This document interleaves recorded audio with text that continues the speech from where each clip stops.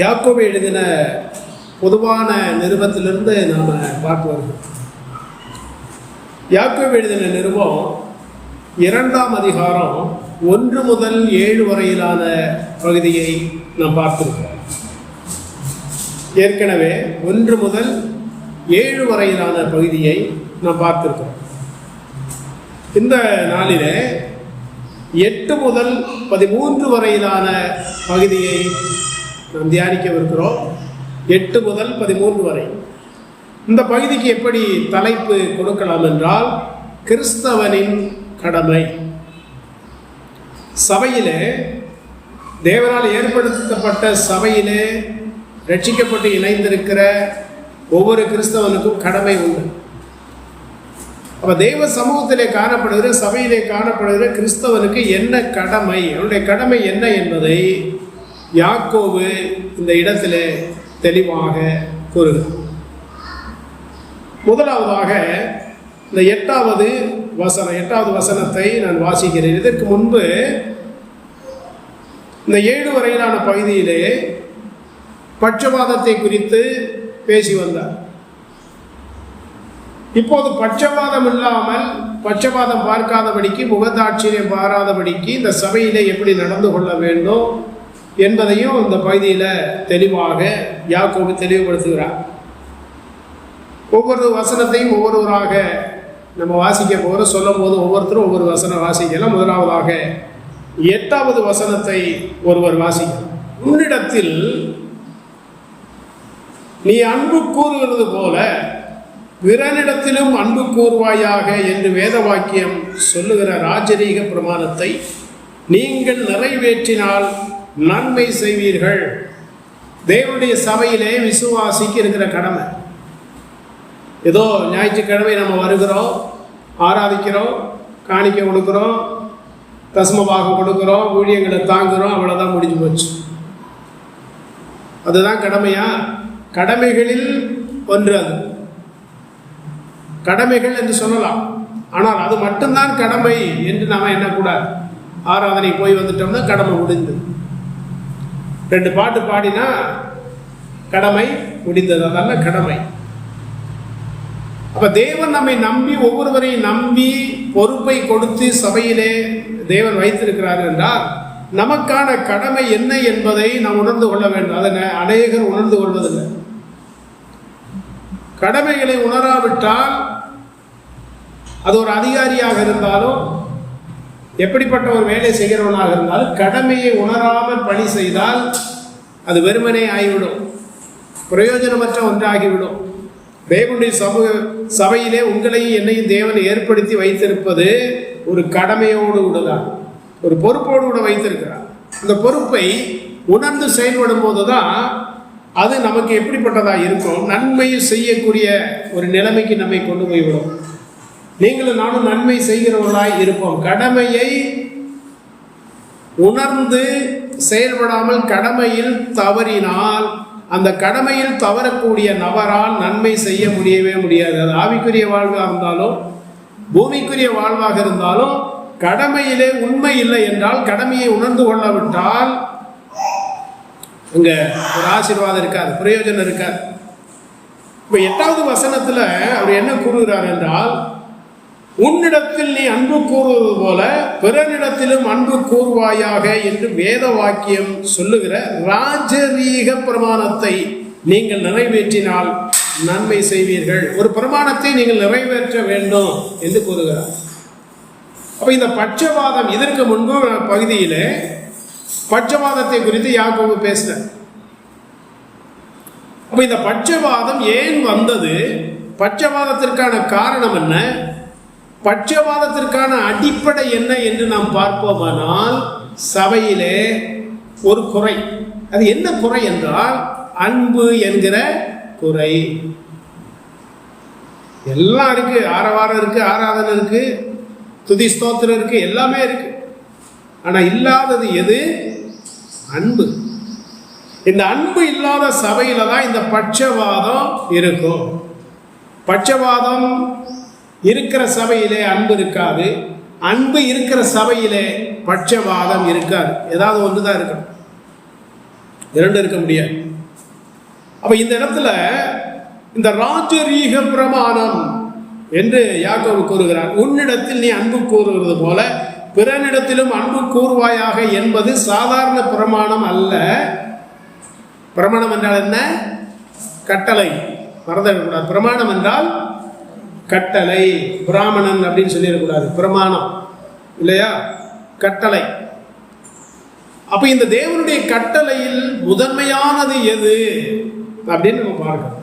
அப்ப ராஜரீகம் அப்படின்னா ராஜா இல்லையா? ராஜரீக பிரமாணம் என்று சொன்னால் உயர்ந்ததான ஒரு பிரமாணம், உயர்வான ஒரு பிரமாணம், ராஜாவுக்கு சமமான ஒரு பிரமாணம். ஒரு நாடு இருக்கிறது என்றால், ஒரு தேசம் இருக்கிறது என்றால், அந்த தேசத்தில் முதன்மையானவர் யாரு? ராஜா. அந்த ராஜா ஒரு கட்டளை பிறப்பித்தால் அதுக்கு எவ்வளவு பெரிய ஒரு மதிப்பு இருக்கிறது இல்லையா? இப்ப இந்த இடத்துல யாக்கோபு கூறுகிறார் ராஜரீக பிரமாணம் என்று சொல்லும் போது இந்த பிரமாணம் எங்கிருந்து வருகிறது? ராஜாதி ராஜாவாகிய இயேசு கிறிஸ்துவிடத்திலிருந்து வருகிறது. ஆகவே அது சாதாரண பிரமாணம் அல்ல, அது உயர்ந்த விலையேற பெற்ற உத்தமமான ஒரு பிரமாணம். அதை மதிக்கணும், அதை கனப்படுத்தணும், அது சொல்வதற்கு கீழ்ப்படியணும் இல்லையா? அப்ப உன்னிடத்தில் நீ அன்பு கூறுவது போல பிறனிடத்திலும் அன்பு கூற வேண்டும் என்பது தேவனுடைய கற்பனை.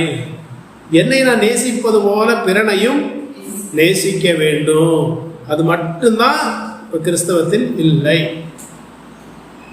என்னை நான் நேசிப்பது போல பிறனையும் நேசிக்க வேண்டும் இல்லையா? எனக்கு என்ன ஆசீர்வாதம் வேண்டும் என்று எதிர்பார்க்கிறேனோ என்னோட அமர்ந்திருக்கிற சகோதரர்களுக்கும் அந்த ஆசீர்வாதம் வேண்டும் என்று நான் எண்ண வேண்டும். நான் மட்டும் நல்லா இருந்தா போதும், நான் உயர்வா இருந்தா போதும், என் மனைவி பிள்ளைகள், என் கணவன் பிள்ளைகள் நல்லா இருந்தா போதும், மற்றவர்கள் எப்படி போனா எனக்கு என்ன, சபைக்கு வந்தாவா வராட்டி போ. அதுல அன்பா நம்மோடு இணைந்து சபையிலே ஆராதிக்கக்கூடிய தரித்திரரை குறித்து நமக்கு கவனம் இருக்கணும், கரிசனை இருக்கணும். அப்படி கரிசனை இல்லாத பட்சத்திலே நமக்கு அன்பு இல்லை என்றுதான் அர்த்தம். தேவனுடைய அன்பு என் இருதயத்தில் இல்லை. எனக்கு இருந்த போது நான் என்ன செய்யறேன்னு சொன்னா இன்னும் வேணும், இன்னும் வேணும், இந்த கவலை இருக்கு. என் அருகாமையில் அமர்ந்திருக்கிற இல்லாத சகோதரனுக்கு நான் என்ன செய்ய முடியும்? என்னால் என்ன செய்ய முடியும்? என்னால் எதை கொடுக்க முடியும்? அவரை உயர்த்துவதற்கு என்னால் என்ன முயற்சி எடுக்க முடியும்? என்றைக்காவது சிந்திக்கிறோமா? இந்த சிந்தை இல்லை என்றால் நமக்கும் தேவனுக்கும் தொடர்பு இல்லை. பெயர்ல கிறிஸ்தவர்கள், எனக்கும் தேவனுக்கும் தொடர்பு இல்லை, சரியான ஐக்கியம் இல்லை. தேவனுடைய பிரமாணத்திற்கு நான் கீழ்ப்படுகிறவன் அல்ல. அப்ப நீ உன்னிடத்தில் அன்பு கூறுவது போல பிறனிடத்திலும் அன்பு கூர்ந்தே ஆக வேண்டும். உன் சபைக்குள்ள இருக்கிற உன்னுடைய உடன் சகோதரனையே நீ நேசிக்காவிட்டால் வெளியிலே இருக்கிறவர்களை நீ உன்னால் எப்படி நேசிக்க முடியும்? இன்னைக்கு குடும்பத்துக்குள்ளேயே அன்பு இல்லை இல்லையா? குடும்பத்துக்குள்ளேயே அன்பு இல்லை, ஒருவருக்கு ஒரு பாசம் இல்லை, ஒருவரை ஒருவர் காட்டி கொடுப்பது, ஒருவரை ஒருவர் குறை சொல்லுவது இல்லையா? கணவனை பற்றி மனைவியும், மனைவியை பற்றி கணவனும் வெளியில போய் அப்பட்டமா பேசுவது, தப்பு தப்பா சொல்வது, குறை சொல்வது. இதனுடைய அடையாளம் என்ன? அன்பு இல்லை.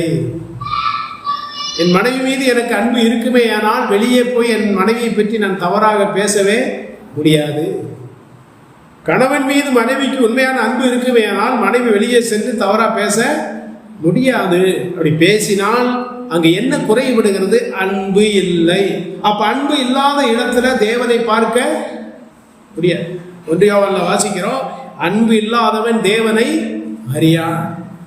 அப்ப சபையிலே ஆராதிக்க வருகிற நாம், ஒன்று கூடி வருகிற நாம் தேவனுடைய சபையிலே ஒரு குடும்பமாக இருக்கிறோம்.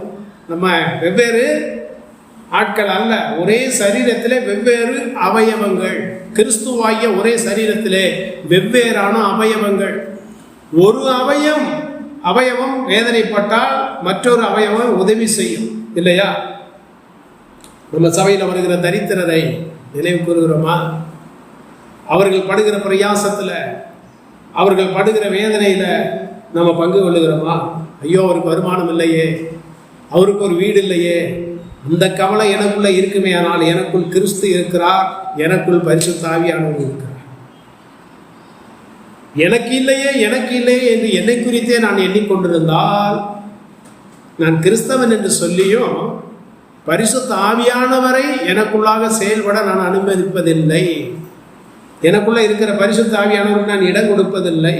இல்லையா? அதைத்தான் யாக்கோபு சொல்றார், உன்னிடத்தில் நீ அன்பு கூறுகிறது போல பிறனிடத்திலும் அன்பு கூறுவாயாக என்ற வேத வாக்கியம் சொல்லுகிற ராஜரீக பிரமாணம். இப்ப மத்தேயு எழுதின சுவிசேஷத்துக்கு வருவோம். 22ஆம் அதிகாரம் 34 முதல் 39 வரை. மத்தேயு எழுதின சுவிசேஷம் 22ஆம் அதிகாரம் 34 முதல் 39 வரை.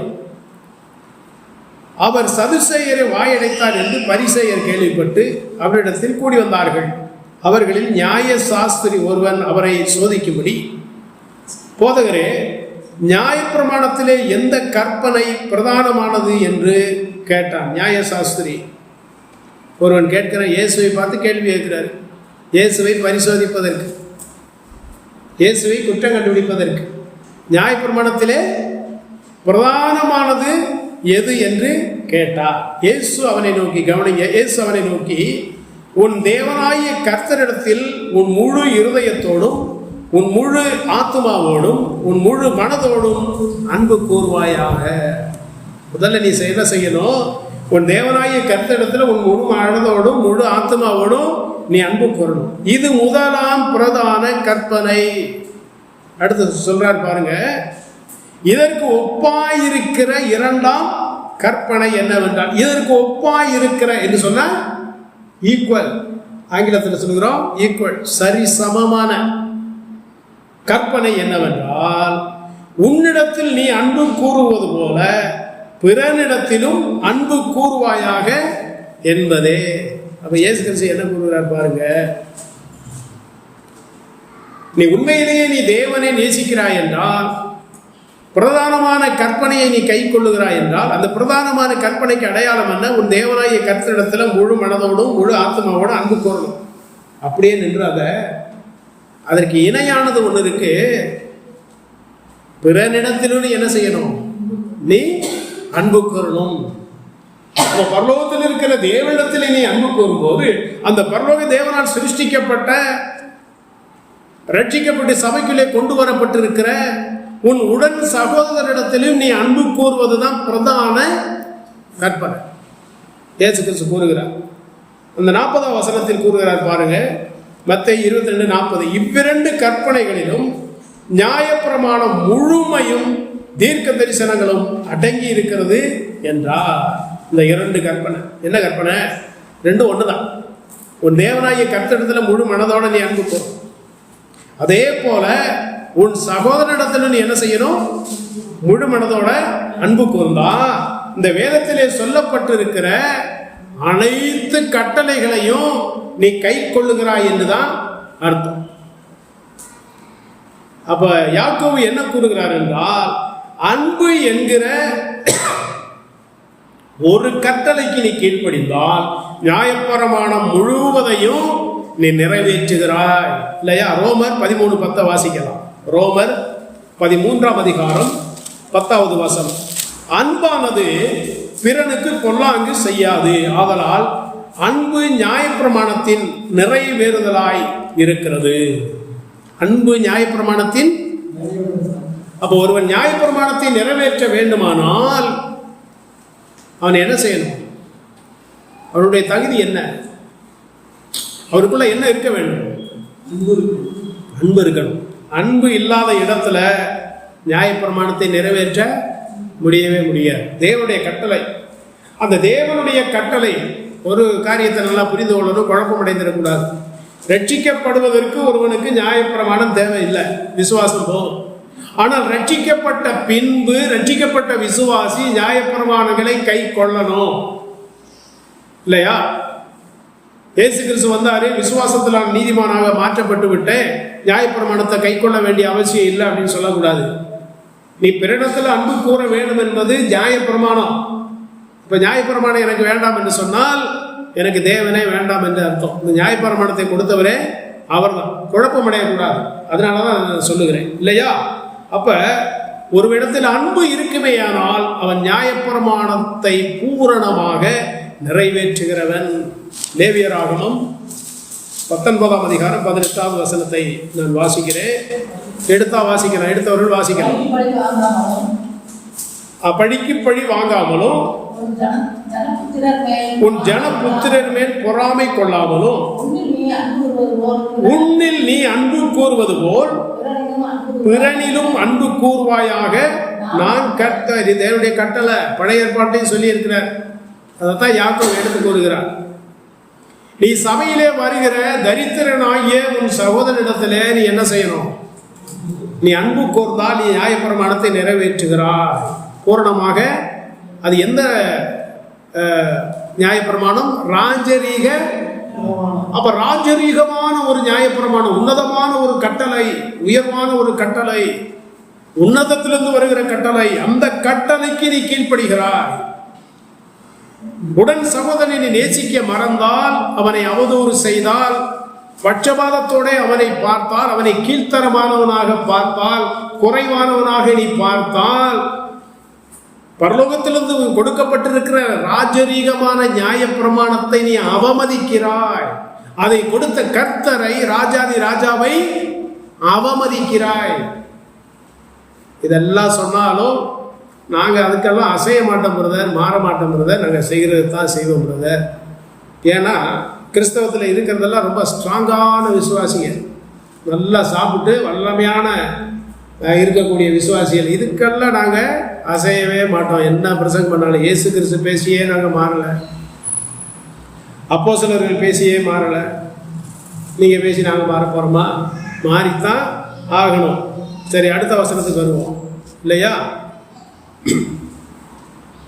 9வது வசனம், யாக்கோபு 2ஆம் அதிகாரம் 9ஆம் வசனம். பட்சபாதம் உள்ளவர்களாய் இருப்பீர்களானால் பாவம் செய்து மீறினவர்கள் என்று நியாயப்பிரமாணத்தால் தீர்க்கப்படுவீர்கள். பட்சபாதம் இவ்வளவு சொன்ன பின்பும் நீ பட்சபாதத்திலே நிலை நின்றால், பட்சபாதத்தை தொடர்ந்து நீங்கள் செய்கிறவர்களாக இருந்தால் என்ன நடக்கும்? வாசிங்க, நியாயப்பிரமாணத்தை பாவம் செய்து மீறினவர்கள் என்று நியாயப்பிரமாணத்தினால் தீர்க்கப்படுவீர்கள்.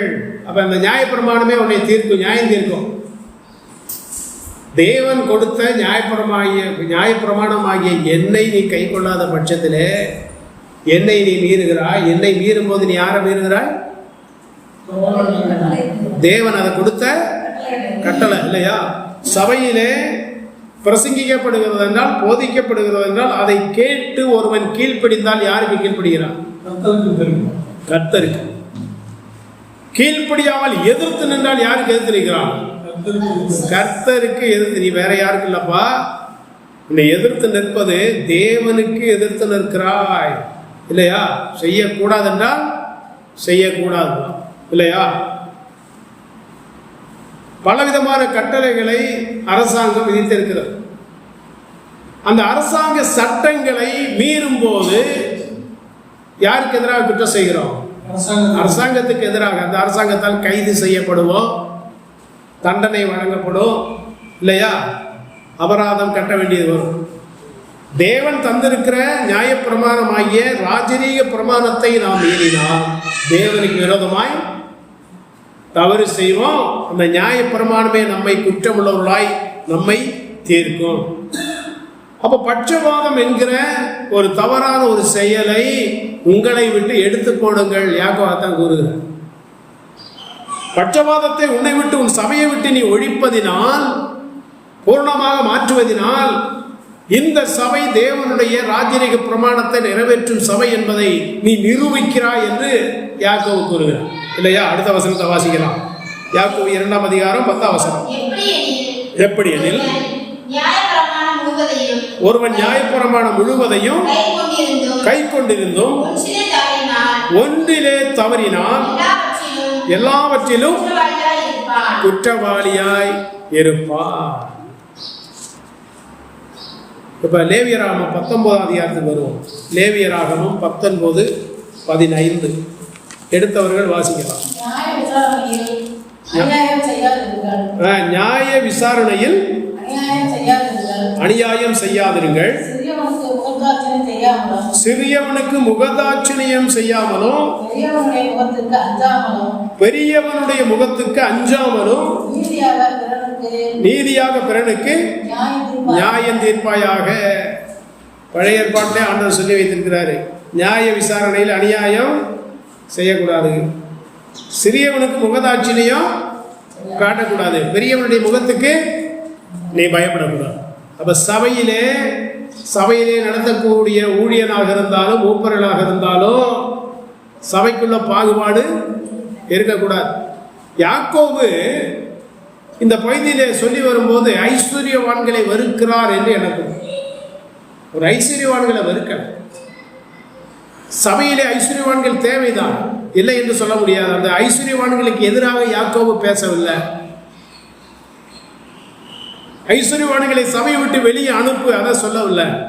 உனக்கு ஐஸ்வர்யம் இருக்கிறது நல்லதுதான், உனக்கு ஐஸ்வர்யம் இருக்கிறபடியினாலே நீ மற்றவர்களுக்கு உதவி செய். தேவன் உனக்கு ஐஸ்வர்யத்தை தருகிறார் என்றால் என்ன நோக்கத்துக்காக தருகிறார்? இல்லாதவனுக்கு கொடுக்கத்தான், இல்லாதவனுக்கு உதவி செய்யத்தான் தருகிறார். அப்படி உனக்கு கொடுக்க விருப்பம் இல்லாவிட்டாலும் அடுத்தவர்களை தாழ்வாக எண்ணக்கூடாது.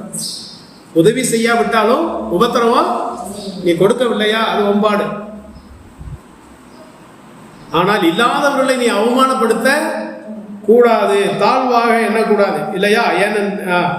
எப்படி எனில் ஒருவன் நியாயப்பிரமாணம் முழுவதையும் கை கொண்டிருந்தும் ஒன்றிலே தவறினால் எல்லாவற்றிலும் குற்றவாளியாய் இருப்பான். இப்ப நியாயப்பிரமாணம் தேவன் வந்திருக்கிறார், எல்லாருக்கும் தெரியும், 10 கட்டளை அப்படின்னு தெரியும், இல்லையா?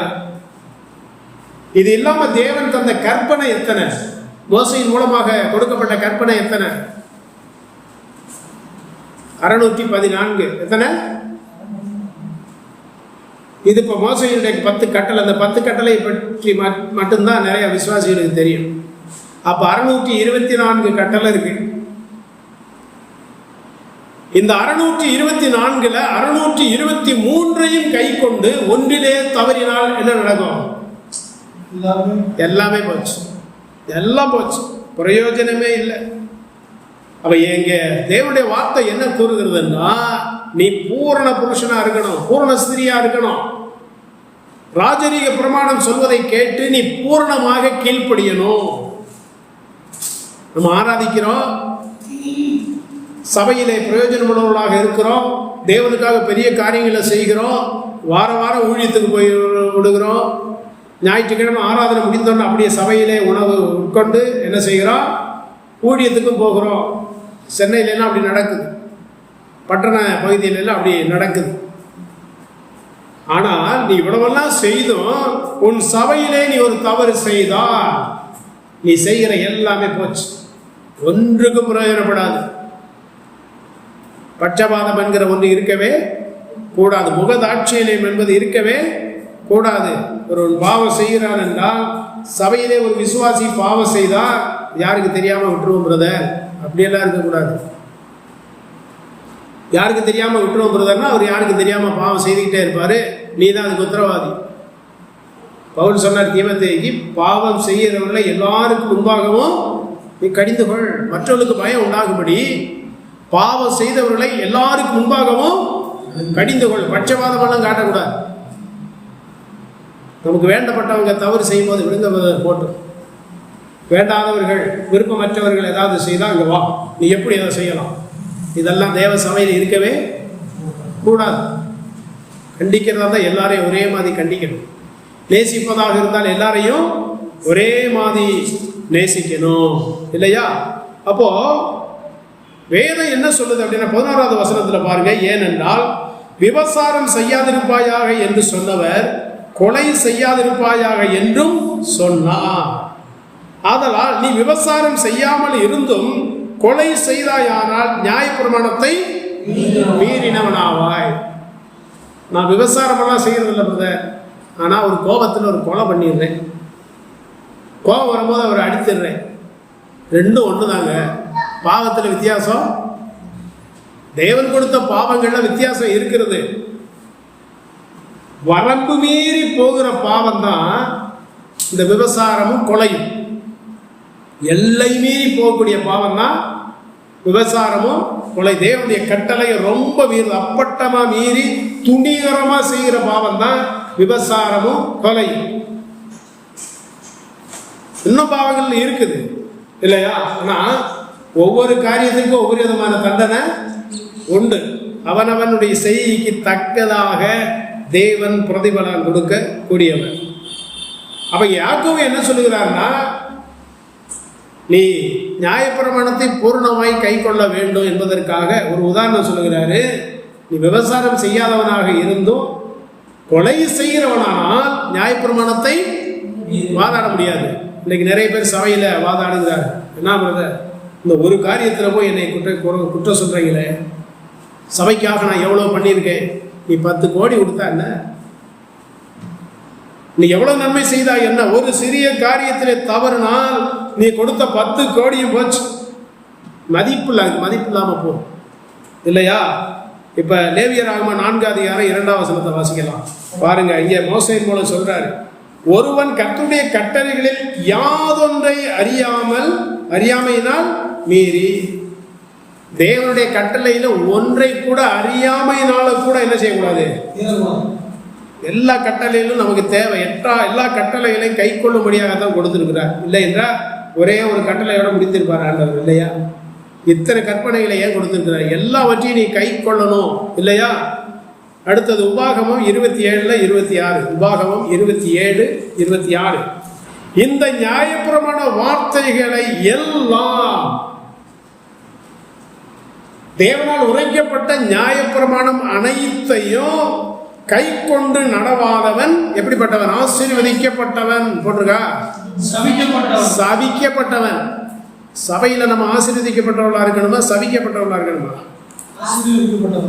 ஆசீர்வதிக்கப்பட்டவர்களா இருக்கணும். ஆசீர்வதிக்கப்பட்டவர்களா இருக்க வேண்டுமானால் சபையிலே சொல்லப்படுகிற தேவனுடைய வசனங்களுக்கு பூரணமாக கீழ்ப்படியணும். அதை செய்யாத அப்படின்னா செய்யக்கூடாது, கேள்வி கேட்கக்கூடாது, வாதாடக்கூடாது. என் பாவத்தை மறைக்க, என் குற்றத்தை, என் தவறுகளை மறைக்க நான் வாதாடவே ஊழியர்களையோ மூப்பர்களையோ எதிர்த்து பேச கூடாது. அப்படி எதிர்த்து பேசினா நீ சபைக்கு வருவதற்கு தகுதியற்றவன், சபையில இருப்பதற்கே தகுதியற்றவன்.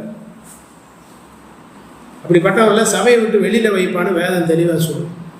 பரிசுத்த ஆவியானவர் சுட்டி காண்பித்தால் அப்படியே கீழ்ப்படியணும். என்னை மன்னியும் இல்லையா, கீழ்ப்படியணும். உன் சபையிலே ஒரு தவறு நடக்கிறது என்றால் நீ பட்சவாதம் உள்ளவனாய் இருக்கிறாய், மற்றவர்களை இழிவுபடுத்தவனாக இருக்கிறாய் என்று சொல்லப்பட்டால், பிரசங்கிக்கப்பட்டால், அந்த குணாதிசயம் எனக்குள் இருக்குமேயானால் நான் தாவீதை போல கீழ்ப்படியணும்.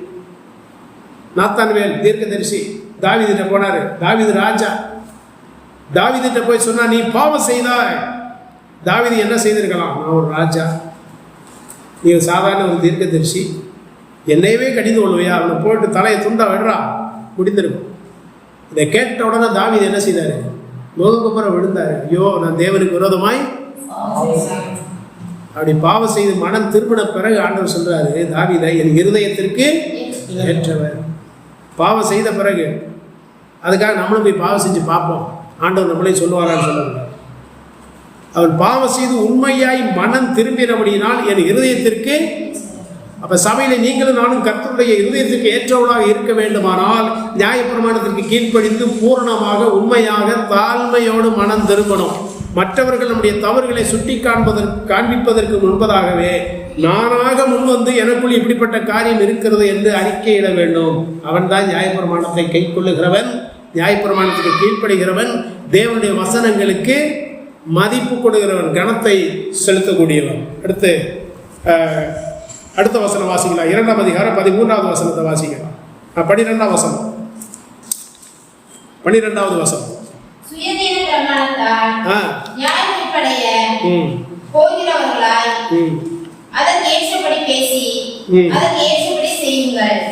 போதும். சுயாதீன பிரமாணத்தினால் நியாய தீர்ப்படைய போகிறவர்களாய் அதற்கேற்றபடி பேசி அதற்கேற்றபடி செய்யுங்கள். 2 காரியத்தை சொல்றார்.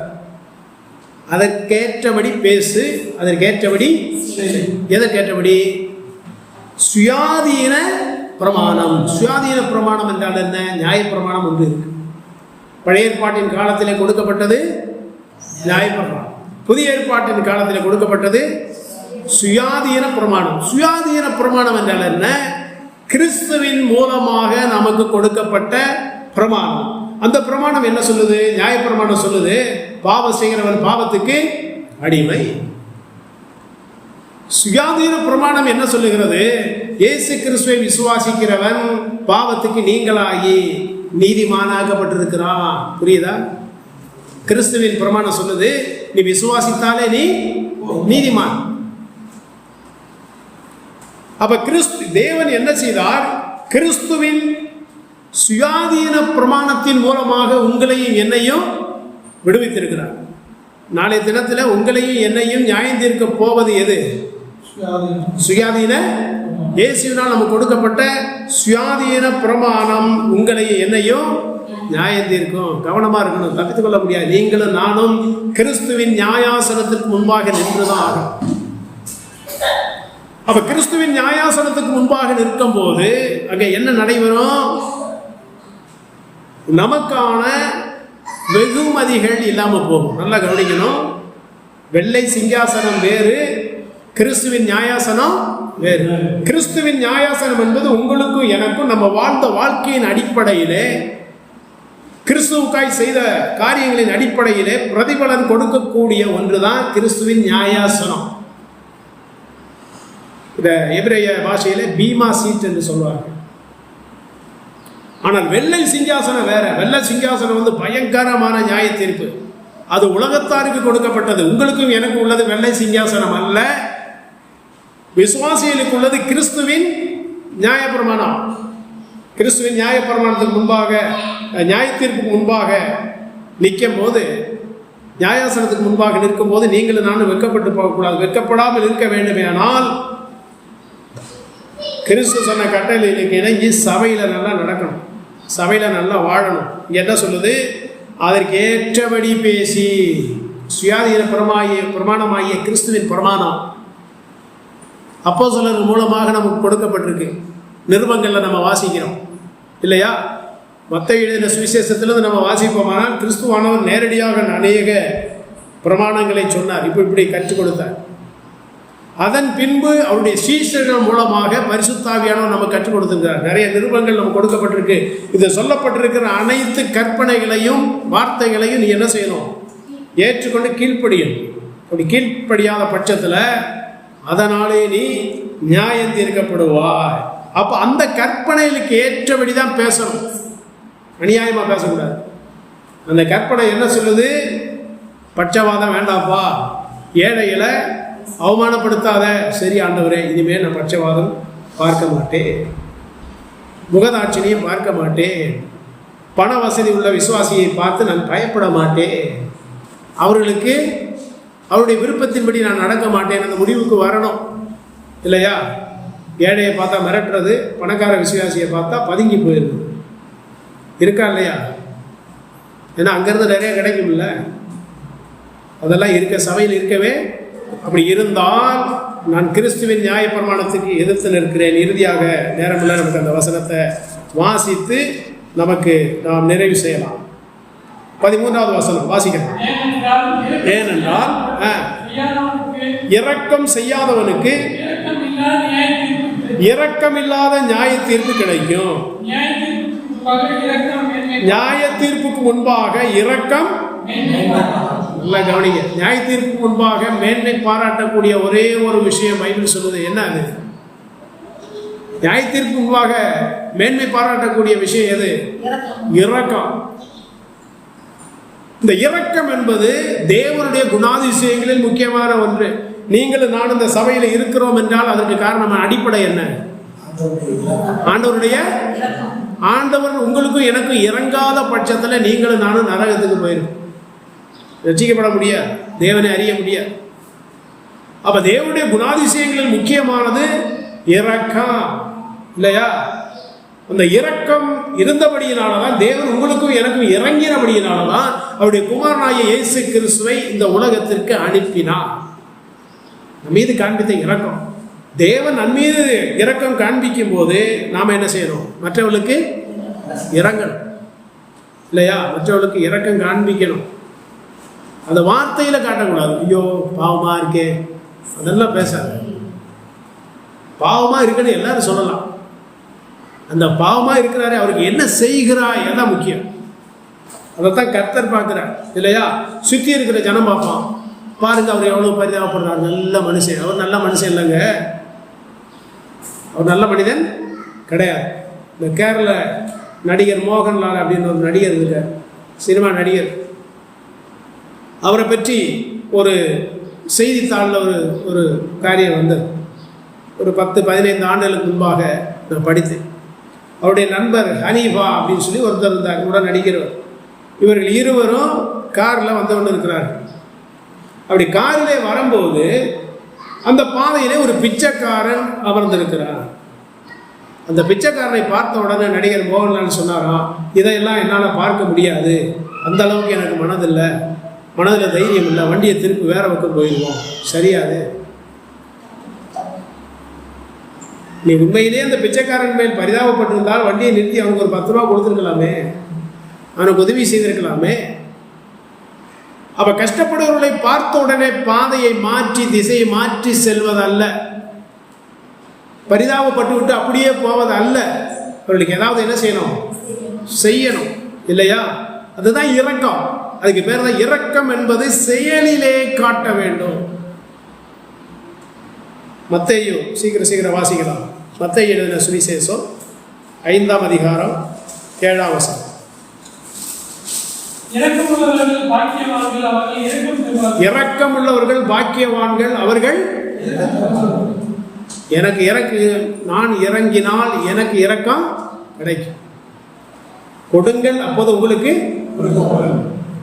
நான் மற்றவர்களுக்கு இறங்கும் போது தேவன் எனக்கு என்ன செய்தாரு?